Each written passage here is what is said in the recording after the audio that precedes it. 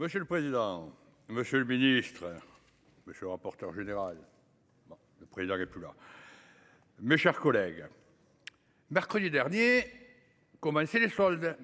On y est. 2 lois de règlement pour le prix d'une. Le projet de loi de règlement du budget pour 2021 revient devant le Sénat après des rejets successifs, ce qui est inédit. Il reflète une année de gestion de crise sanitaire avec plus de 40 milliards d'euros dédiés à payer la facture du quoi qu'il en coûte.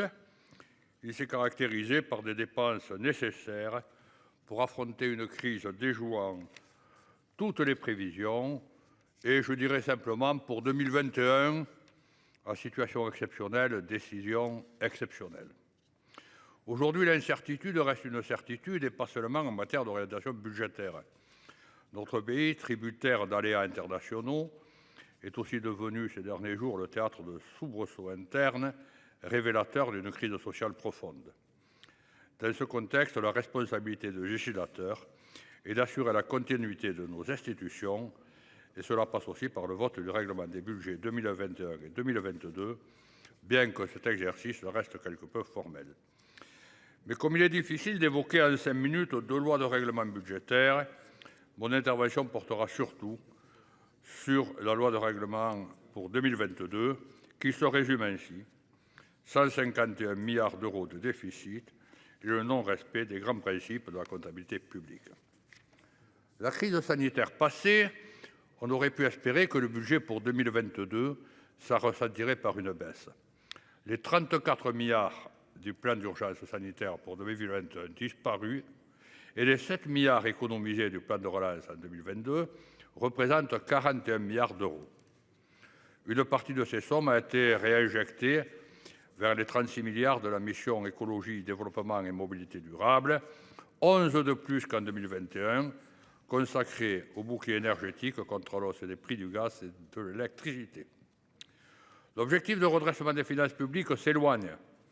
On passe de 360 milliards de dépenses nettes du budget général en 2019 à 445 milliards en PLFR 2022, soit une hausse considérable de 23,7%.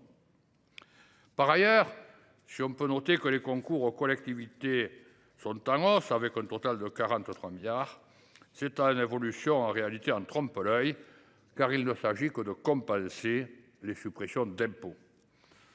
Et au sujet des collectivités, je ne reviendrai pas, le rapporteur l'a fait, sur les crédits routiers. Les recettes fiscales sont en hausse de 7,5 milliards en 2022, mais j'invite à la prudence car l'écart entre prévision et réalisation est devenu une tradition.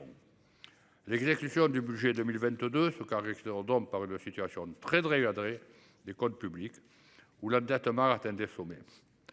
Plusieurs facteurs expliquent la difficulté à redresser la situation. Avec l'inflation, la hausse des taux d'intérêt alourdit le coût de la dette, malgré une légère baisse du ratio d'endettement qui passe de 111,6 du PIB contre 112,9 en 2021. Le déficit effectif s'établit à 4,5 du PIB. Et pour mémoire, si on se penche sur la loi de programmation des finances publiques 2018-2019, le déficit prévu était de 0,3. 0,3, 4,7. Le besoin de financement reste élevé et pour y répondre, 260 milliards d'euros de dettes à moyen et long terme ont été mis en 2022. Les dépenses brutes augmentent de 21,3 milliards par rapport à 2021 pour atteindre 578,4 milliards d'euros. Les 3 premiers postes de dépenses restent l'enseignement scolaire, avec 78,5 milliards d'euros de crédits de paiement. Mais ensuite, on trouve les engagements financiers de l'État, la dette, avec 54,3 milliards d'euros, passant devant les 51,7 milliards du budget de la défense. En conclusion, je vous dirai, Monsieur le Ministre, qu'il faut garder en tête l'objectif du redressement des finances publiques. Nous en sommes encore loin. Dans ce contexte, le groupe RDSE votera en majorité en faveur du projet de loi de règlement de 2021, budget exceptionnel, mesures exceptionnelles, et s'abstiendra à majorité pour 2022. Merci, cher collègue.